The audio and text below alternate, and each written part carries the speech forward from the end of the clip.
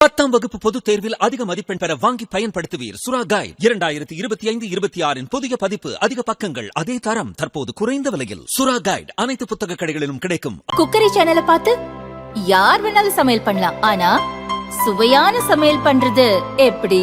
நான் இதயம் நல்லெண்ணெயில சமையல் பண்றேன். ஆஹா ஓஹோன்னு பாராட்டுறாங்க. நீங்களும் இதயம் நல்லெண்ணெயில சமையல் பண்ணுங்க, பாராட்ட வாங்குங்க. தினம் தோறும் வாங்குவே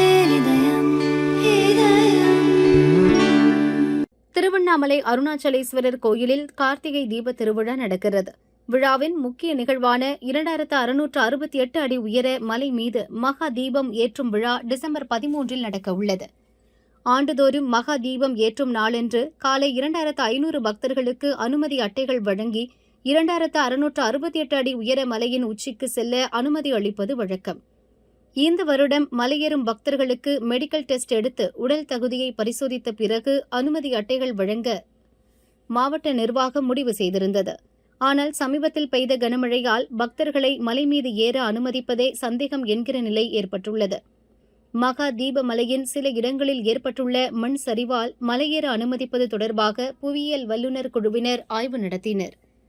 ஆய்வுக்குழுவின் அறிக்கையை பொறுத்தே பக்தர்கள் மலை மீது ஏற அனுமதிப்பது குறித்து முடிவு எடுக்கப்படும் என கலெக்டர் பாஸ்கர பாண்டியன் கூறினார். திருவண்ணாமலை அடிவாரத்தில் ஏற்பட்ட நிலச்சரிவில் 7 பேர் இறந்த நிலையில் மலை மீது எடுக்கப்பட்ட நிலச்சரிவின் காட்சிகள் இன்னும் அதிர்ச்சியை உண்டாக்கியுள்ளது.